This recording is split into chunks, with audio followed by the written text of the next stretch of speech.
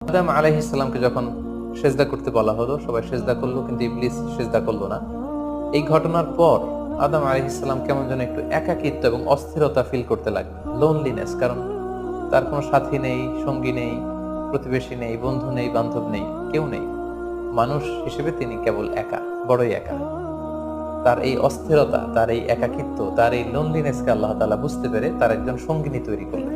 তিনি হচ্ছেন হাওয়া আলাইহিস সালাম, এই পৃথিবীর প্রথম মানবী। আল্লাহ তাআলা তার থেকেই তার একজন সাথী, তার সঙ্গিনী তৈরি করলেন, যার সান্নিধ্যে যে স্থির হতে পারে, সে প্রশান্তি পেতে পারে। অন্যত্র আল্লাহ তাআলা বলছেন, খালাকা মিনহা যাওজাহা ওয়া বাসসা মিনহুমা রিজালান কাসীরা ওয়া নিসা। আল্লাহ তাআলা আদমের মধ্য থেকেই তার সাথীকে বা তার জোড়াকে, অর্থাৎ হাওয়াকে তিনি তৈরি করলেন, এবং এই আদম আর হাওয়া থেকে গোটা বিশ্বের সকল মানব মণ্ডলীকে তিনি